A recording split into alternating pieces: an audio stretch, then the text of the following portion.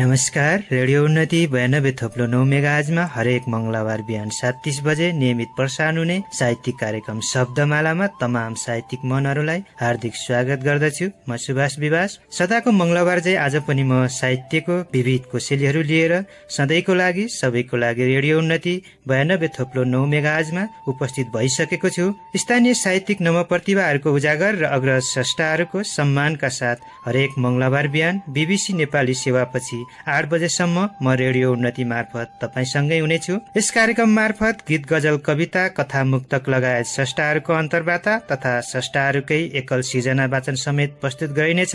हामी स्थानीय स्तरमा सञ्चालन भएका साहित्यिक गतिविधिहरूलाई समेत प्रस्तुत गर्नेछौँ। तपाईहरूको प्रकाशित पुस्तक पत्रिका प्राप्त भएमा त्यसलाई समेत छलफलको विषय बनाउनेछौँ।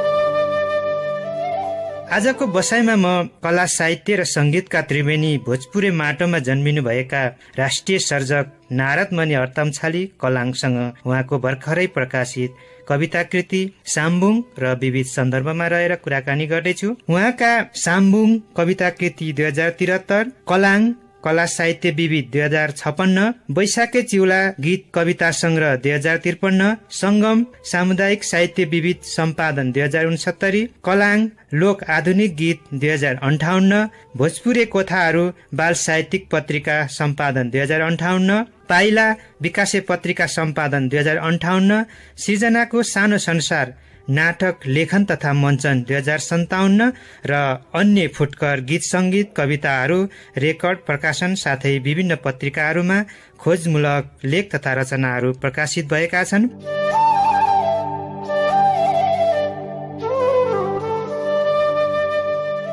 उहाँले हालसम्म राष्ट्रिय प्रतिभा पुरस्कार 2068 चित्रकलामा, पारिजात कला सम्मान 2069 चित्रकलामा, उत्कृष्ट कार्यपत्र पुरस्कार 2070 कुलचन्द्र गौतम स्मृति संस्था 2064 लगायत लोकगीत संगीत लगायतका विधामा करिब 2 दर्जन पुरस्कार तथा सम्मानहरू प्राप्त गर्नुभएको छ।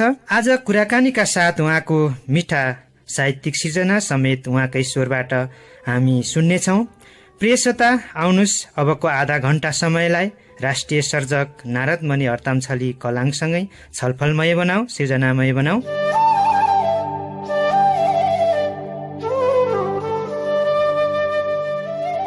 स्वागत छ तपाईँलाई कार्यक्रम शब्दमालामा। धन्यवाद। नमस्कार। मेरो पनि सम्पूर्ण श्रोताहरू महानुभावहरूलाई र रेडियो उन्नति परिवारहरूलाई शुभकामना सहित नयाँ वर्षको। तपाईँ कला, साहित्य, संगीतकै त्रिवेणी हुनुहुन्छ र त्यस हिसाबले मलाई अलिकति कुन विषयबाट चाहिँ सुरुवात गरौँ भन्नेमा अलिकति गाह्रो भइरहेको छ। मैले यो साम्बुङ सङ्ग्रहभित्र रहेको एउटा गीतबाटै कार्यक्रम सुरुवात गरौँ कि भन्ने लाग्यो। हजुर, हुन्छ। अब गीतैको सन्दर्भमा कुरा उठाउँदाखेरि मैले एउटा लोकगीतमा यो हाकपारे सङ्गीतको भित्र रहने एउटा छोटो हाकपारे अथवा गोठाले गीत पनि भन्छ। नेपालको यो अहिले पूर्वाञ्चलतिर खोटाङ भोजपुरको एरिया हुँदै पहिले पहिलेको बुढाबुढीले गाउने खालको लयमा चाहिँ 2टा टुक्रा चाहिँ यहाँलाई सुनाउँछु नि त है। हुन्छ। यहाँलाई हौ आइया नि लौ लौ, आइया नि लौ लौ, चुला चौकैमा बेला मौकैमा भेटौँ न यो मनको आफन्तैका मेटौँ न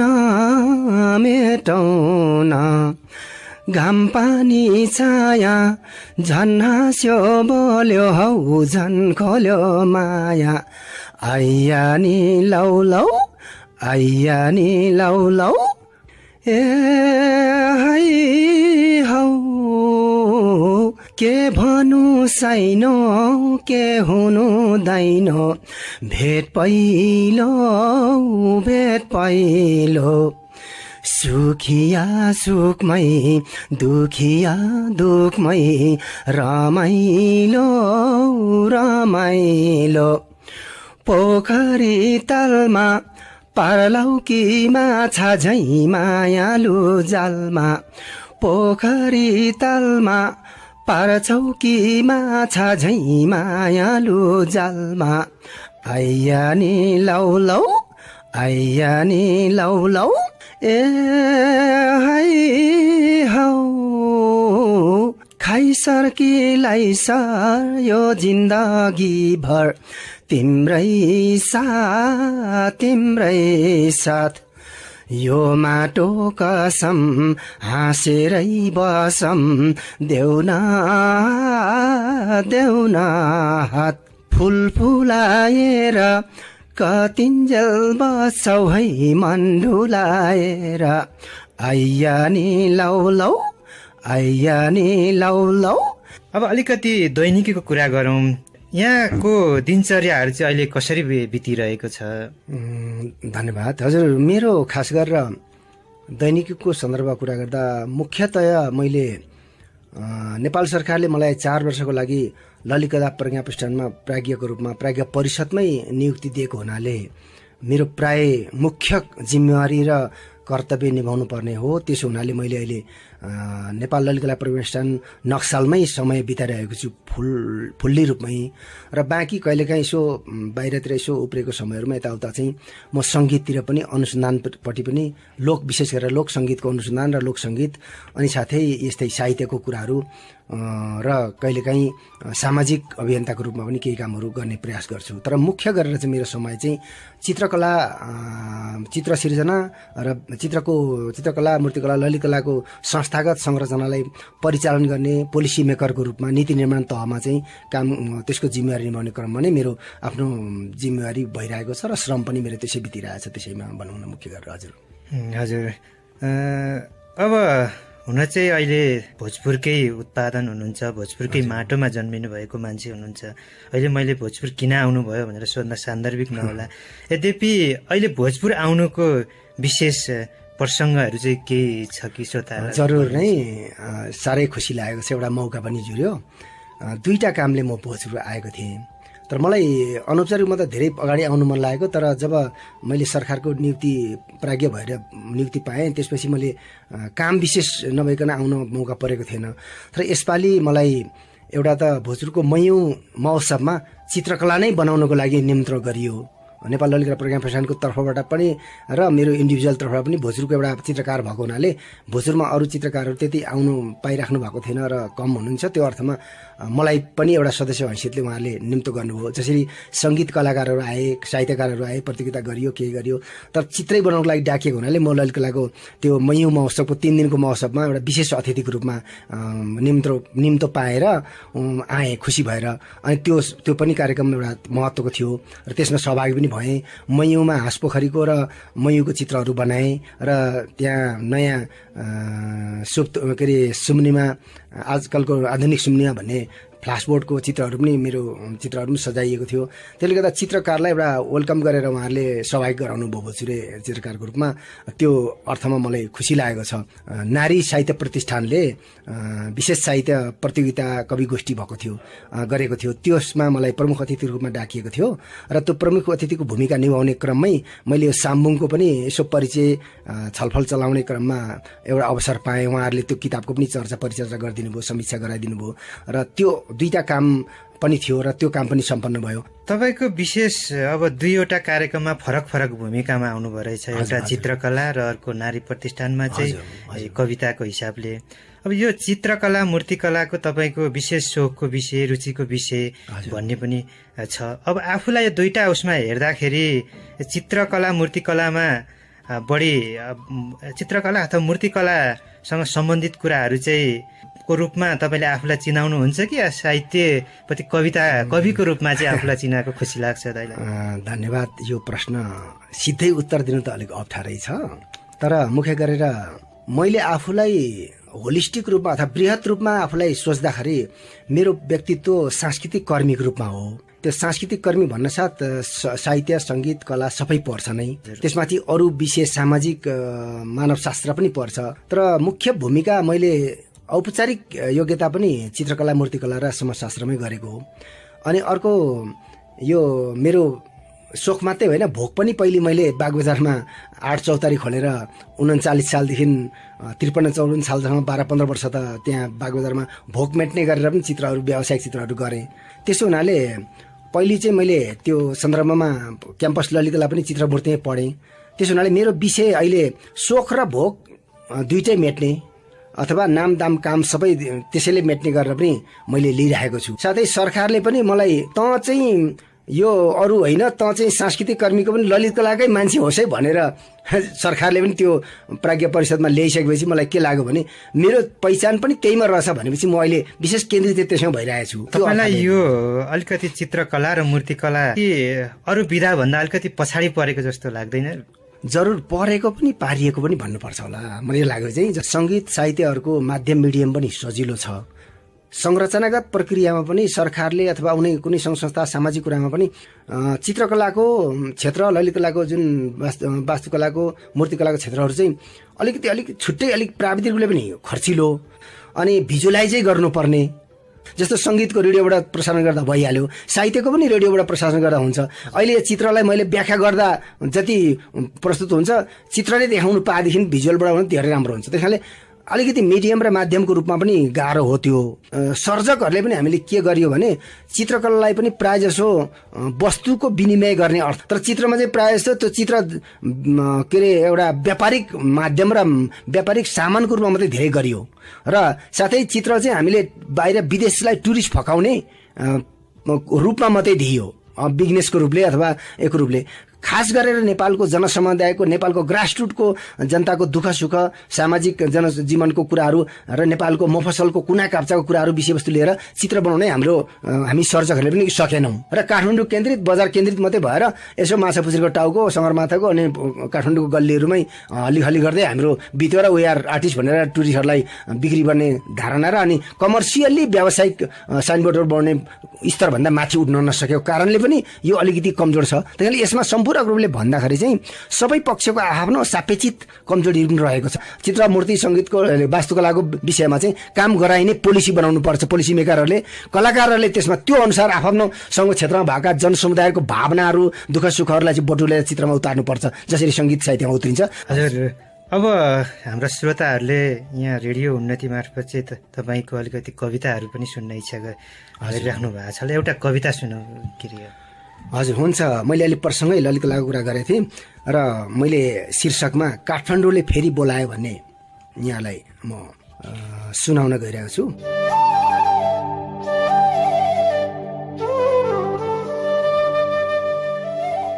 म भोजपुर एउटा पहाडलाई ढाकेर, साल्पा सिलेचोङलाई काँधमा राखेर, चमोलुङ्गे शिरमा हिउँको फेटा चम्काउँदै ट्याम्के मयौँ र साउने डाँडामा पाइला लम्काउँदै, लौरे डाँडामा लौरो चढाउँदै, अरुण कोशीको छालसँगै उरालिँदै बरालिँदै,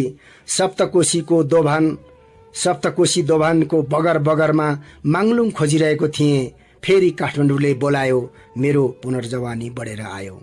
यो भोजपुर चुप लाग्दैन, एकान्तमा पनि सामे समाएर सुप्तुलुङमा बखान्दैछ ऋषिया हाक पारे धुन। तर घामको धेरै नाम काम र दाम फलाकिँदा चैते डडोले निसासिँदैछ शुभ सङ्केतको जुन। त्यसैले हेङखामाले तुप्लाको झण्डा उठायो, तर निनाहाङले सोल्याको डन्डा उज्यायो। र पनि दुवैलाई माछ्याम दिक्षाममा दोप्काउँदै थिए, सुङसा पसेको खुवालुङमा वैश बिटुलिएको पाछाहरू छुट्याउँदै थिए। फेरि काठमाडौँले बोलायो, मेरो मन झन खलबलायो। चुलामा चावालुङ, फक्तालुङ र तावालुङ साँची राखेर, हिजोका पाइलाहरू चाल्दै संसारी भाकेर, माङमिङको द्वन्द समायोजनमा भिडिएको थिए। मूल खाँबो वरिपरि छुनेमाङ न्वागीमा बामे सर्दै, सामखेवाटाङमा महासम्मेलन गर्दै, कालो र सेतो लिसो छुट्याउँदै, भोलि पर्सीको यारी खुट्याउँदै हिँडेको थिएँ। फेरि काठमाडौँले बोलायो, अब मेरो जोखाना राम्रो आयो। साम तावा तावा रोको रोको मात्रै भन्थे प्राय मुखले, मेरो सातो बोलाउने र शिर उठाउने साया चोकमा भने जानेको थिएन प्राय अरूले। से वायु जागित्रालाई जितेकै छु आफैले, अब धामी झाँक्री फुकफाक नगर्नु कसैले। कुल देवी देवताको कुलो पहिल्यै मूल मान्छेको पाउसिर खोज्दै थिए। फल फल्ने बोट बिरुवाको फूल चढाई देउराली चौतारीमा जम्मै पिर पोख्दै थिए। फेरि काठमाडौँले बोलायो, अब मेरो हात पाउ झन सलबलायो। फल फल्ने बोट बिरुवाको फूल चढाई देउराली चौतारीमा जम्मै पिर पोख्दै थिए। फेरि काठमाडौँले बोलायो, अब मेरो हात पाउ झन सलबलायो, अब मेरो हात पाउ झन सलबलायो। हवस्, धन्यवाद। अब अलिकति तपाईँको भर्खरै प्रकाशित कविता कृति साम्बुङको चर्चा गरौँ भन्ने लाग्यो। खासमा यो साम्बुङ नाम नै किन जुराउनु भयो? अलिकति सुन्दा अप्ठ्यारो पनि लाग्छ यो नाम। हजुर, यो साम्बुङलाई मैले त्यसलाई पनि बिम्बमै लिएको छु। एउटा साहित्य कला सङ्गीतमा चाहिँ सर्वसाधारणले जे शब्द जे कुरा देख्छ त्योभन्दा अलिकति फरक हामी सर्जकहरूले देखिँदो रहेछ। सारमा चाहिँ एउटै हुन्छ सबैले देख्ने, तर स्वरूपमा फरक हुन्छ। त्यो अर्थमा मैले साम र बुङ दुईटा जिस्ट शब्दलाई प्रयोग गरेको छु। सामको अर्थमा मैले प्रकृतिको सारलाई लिएको छु, अनि प्लस गरेर बुङलाई चाहिँ प्रकृतिको संस्कृतिलाई लिएको छु। र बुङ चाहिँ संस्कृति हो, जो बिम्ब। संस्कृति भनेको बिम्ब हो, प्रकृति भनेको त बिम्ब होइन। प्रकृति आफैमा चाहिँ बिम्ब हुँदैन। जब मान्छेले बिम्बीकरण गरिन्छ अनि मात्रै प्रकृति हुन्छ। घाम आफैमा बिम्ब होइन। जब कविले घामलाई चाहिँ मान्छे बनाउँछ अथवा चित्रकारले घामलाई आँखा मुख बनाइन्छ अनि त्यहाँ चाहिँ पुरुषको करण हुन्छ। जब जुनलाई मान्छेले महिलाको आँखा मुख बनाइन्छ जब महिलाकरण हुन्छ। यथार्थमा घाम र जुन प्रकृतिमा प्रकृति नै हो भनेको जस्तै यहाँ चाहिँ मैले सामलाई चाहिँ सारको रूपमा लिएको छु। प्रकृतिको सार जस्तो फलामको एउटा धातु हुन्छ। अब जब कर्मीले चाहिँ कुटेर खुकुरी बनाउँछ तब बिम्ब हुन्छ खुकुरीमा। त्यो कर्मीको श्रमले बिम्ब बनाउँछ, कचिया बनाउँछ, के बनाउँछ, हतियार बनाउँछ। त्यो जस्तै मैले प्रकृतिलाई संस्कृतिमा लिएको छु। अनि त्यो संस्कृति चाहिँ बुङको रूपमा आउँछ। किराँती संस्कृतिमा बुङ भनेको फुल हुन्छ, तर फुल केवल प्रकृति फुल मात्रै होइन, यो संस्कृतिको फुल हो। त्यस कारणले त्यो कलाको पनि बिम्ब हो अनि बिम्बको पनि बिम्ब। त्यस अर्थमा मैले यसलाई सार बिम्बको रूपमा लिएको छु र त्यो अर्थमा तीनटा कुरा यसमा जोडेको छु। एउटा त साम्बुङभित्र मैले प्रकृतिको सारलाई बिम्बमा लिएको छु एउटा। अर्को मानवहरूको क्रियाकलाप, मानवीय क्रियाकलापको बिम्बमा एउटा लिएको छु। अर्को चाहिँ यो जहाँसम्म मैले के अरे बिम्बकै कुरा गर्दाखेरि तीनटा कुरालाई, एउटा मान्छेको होल मानवताको एउटा बिम्ब हुन्छ, त्यो भित्र फेरि मान्छेको उमेरको यौवनको जैविक सिर्जनाको कुरा लिन्छ। त्यो अर्थमा मैले एउटा बिम्ब चाहिँ फेरि मान्छेको पारस्परिक रूपमा जोडी जस्तो जोडी रूपमा लिएको छु। जोडी महिला पुरुष जब यौवनको कुरा आउँछ र यौवनमा उनीहरूको एउटा प्रेममिल सम्बन्ध हुन्छ, त्यसले नयाँ वंश सिर्जना गर्छ। त्यो कुरोसँग जोडिँदाखेरि हार्दिक रूपले हामी प्रेम भन्छौँ।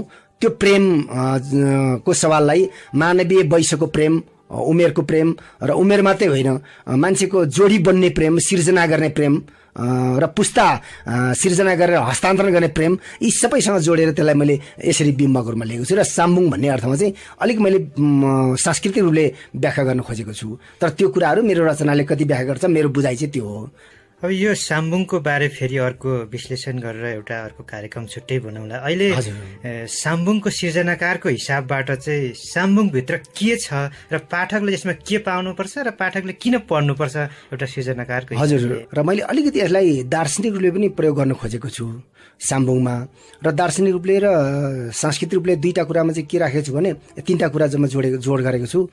एउटा साम्बुङमा मान्छेको सामाजिक अन्तर सङ्घर्ष, अन्तर्द्वन्द भनौँ न, र अन्तर सम्बन्ध र अन्तर क्रियाको अन्तर उत्पादन, त्यसमा चाहिँ सङ्घर्ष, सम्बन्ध र समन्वय, समन्वय नभनौँ, सन्तुलन, यो कुरालाई हेर्दाखेरि मैले समाजको सामाजिक सङ्घर्षहरूमा विशेष गरेर समाजको सङ्घर्षले राजनीतिक रूपले जुन लिएको ट्र्याकहरू छ, जनयुद्ध कालका 58 देखि यता भनौँ न, 57-58 देखि यताका जति पनि सामाजिक रूपमा अन्तर्घुलन भएका, विश्लेषण भएका, समाजमा द्वन्द्व भएका, अन्तर्क्रिया भएका र सङ्घर्ष भएका र ती आपसमा पारस्परिक अन्तर्निहित के अरे सहभागिता, सद्भावको कुराहरू सबैलाई जोडेर मैले एउटा त्यो पक्षलाई लिएको छु।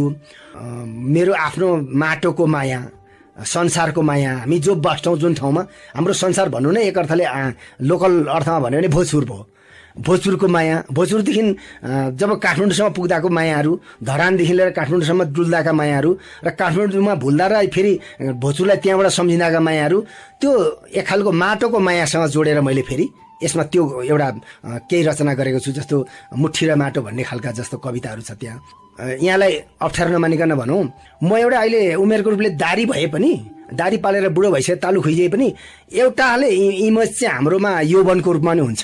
जब मान्छेलाई यौवनको एउटा स्मरण हुँदैन तब त्यो मान्छे जति नै बुढो भए पनि जति नै युवा भए पनि मर्छ। त्यो अर्थमा मैले यौवनलाई पनि मैले पुनर्स्मरण गरेको छु। त्यही कारणले जिन्दगीको जुन जोडी खोज्ने क्रममा आउने कुराहरू हुन्छन् त्यसको अरूको जीवनी हेर्दा पनि त्यो मलाई एउटा उत्प्रेरणा भएको छ। त्यही कारणले मान्छेको यौवनमा जीवनमा जोडी खोज्ने क्रममा माया प्रेमका कुराहरू छन्, यौनिकताका कुराहरू छन् र यौनिकतामा निस्किएका सामाजिक अन्तर्भेद विभेद र अन्तर्क्रियाका कुराहरू छन्। त्यस्तो कुरालाई पनि लिएको छु। जस्तो व्यवस्थाको जिन्दगी भन्नेमा एउटा महिलाको ठुलो कहानी छ। झोलाको होला भन्नेमा पनि एउटा त्यो लैङ्गिक रूपले एउटा सामाजिक विभेद भएको महिलाहरूको व्यवस्था पनि छ। तपाईँ त यो लोक संस्कृतिको पनि अग्रज हुनुहुन्छ है। लोक संस्कृतिको चाहिँ अध्ययन अनुसन्धान पनि गरिराख्नु भएको छ भन्ने सुन्छ। के गरिराख्नु भएको छ यसबारे?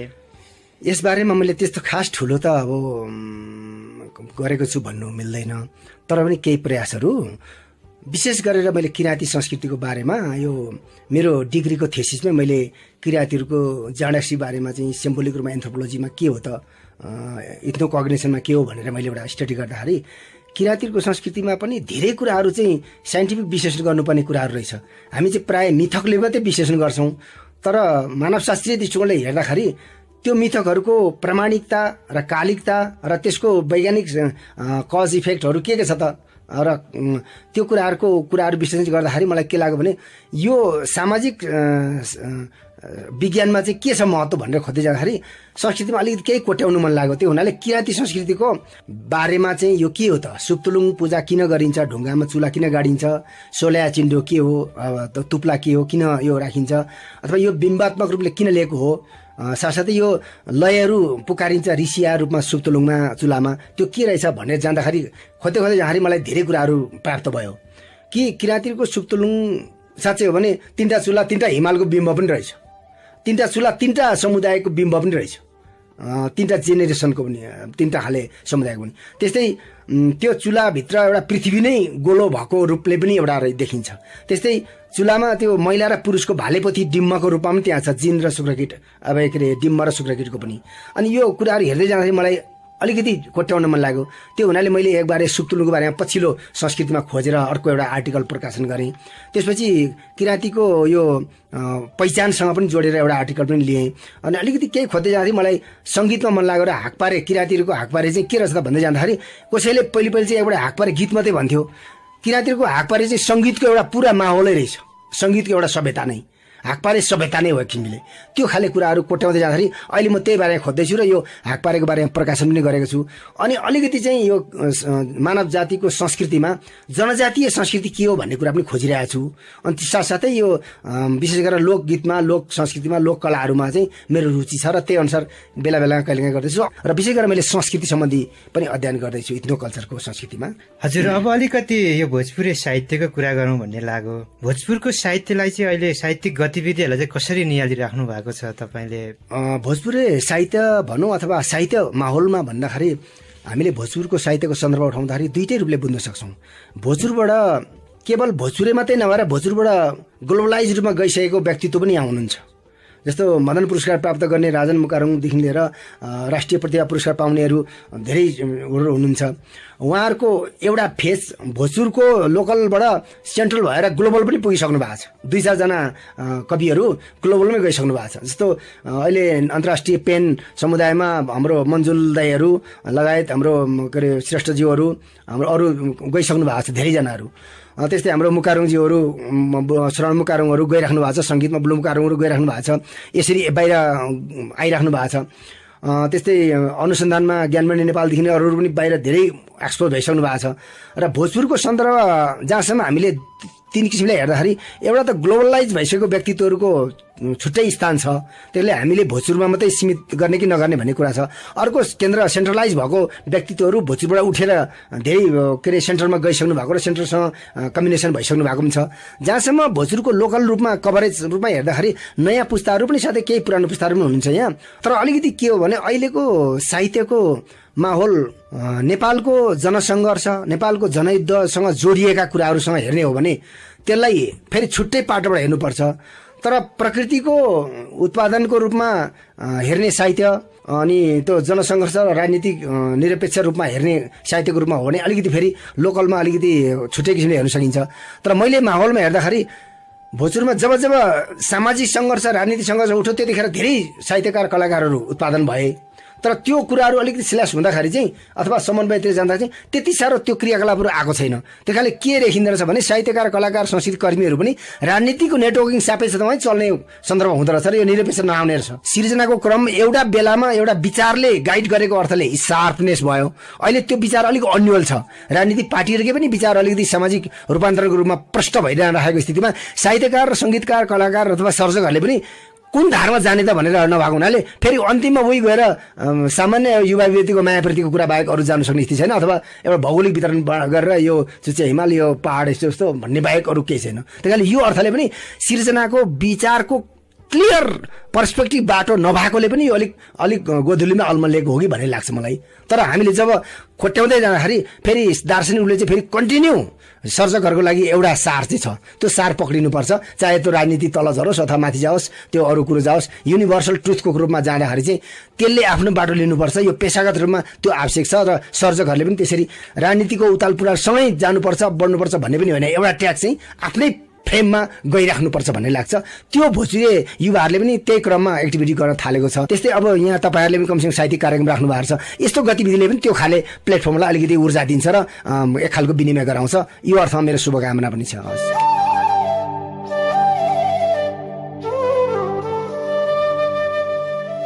अहिले तपाईँ सबैको लागि सधैँको लागि रेडियो उन्नति 92.9 मेगाहर्ज मार्फत साहित्यिक कार्यक्रम शब्दमालामा हुनुहुन्छ। म कला साहित्य र सङ्गीतका त्रिवेणी भोजपुरे माटोमा जन्मिनु भएका राष्ट्रिय सर्जक नारदमणि अर्तामछली कलाङसँग कुराकानी गरिरहेको। हामी अब कार्यक्रमको अन्त्यतिर आइपुगेका छौँ। कार्यक्रममा सहभागी भइदिनु भएकोमा यहाँलाई धेरै धेरै धन्यवाद। अन्तमा मैले सोध्न छुटाएको र यहाँलाई भन्न मन लागेको केही कुरा छ भने? हजुर, यहाँले जे होस् यो छोटो समय पनि धेरै कुराहरू, तर केही कुराहरू चाहिँ के हो भने अहिले यो साहित्य सङ्गीतभन्दा ललितकला चाहिँ अलिक पछि परेका छौँ। त्यसमाथि संस्कृतिमा साहित्य र सङ्गीतको पनि राजनीतिक सापेक्षमा चाहिँ पछि परेको छ। त्यही कारणले मलाई के लागेको छ भने देशले अहिले सङ्घीय संरचनामा स्वायत्तताहरू दिँदाखेरि सङ्गीत साहित्य संस्कृतिको पनि सांस्कृतिक सापेक्षमा स्वायत्तता होस्, न कि केन्द्रीकृत गरेर ग्लोबलाइजेसन गरेर संस्कृतिलाई चाहिँ फेरि केन्द्रीकृत नै गर्ने, राजनीतिलाई मात्रै स्वायत्तता भन्ने हो भने त्यो राजनीति भेल्यु टिक्दैन।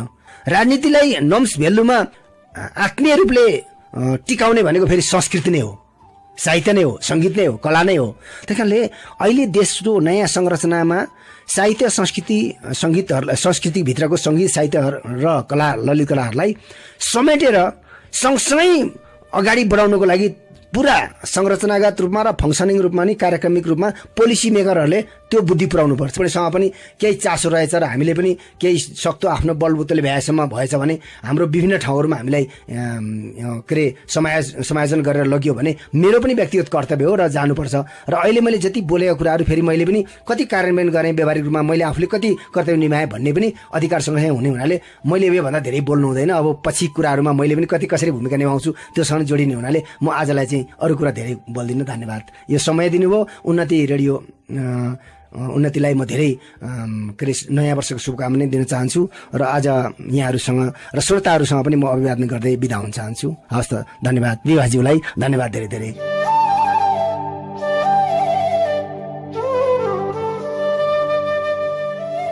हामी कार्यक्रमको अन्त्यतिर आइपुगेका छौँ।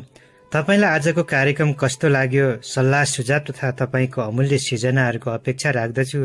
तपाईँको सिर्जना रेडियो उन्नतिको कार्यालय वा कार्यक्रमको फेसबुक पेज रेडियो उन्नति शब्दमाला लाइक गरी पनि त्यहाँ समेत पठाउन सक्नुहुनेछ। अन्तमा जाँदा जाँदै जिन्दगी जिन्दगी जस्तै लाग्दैन अचेल, जिन्दगी जिन्दगी जस्तै लाग्दैन अचेल, उसको माया पनि कस्तै लाग्दैन अचेल, सुनेरै बेहोस छु बजार भाउ पनि, किन किन केही पनि सस्तै लाग्दैन अचेल। यहाँहरूको दिन सृजनशील भएर बितोस्। रेडियो सुन्दै रहनुहोला। नमस्कार।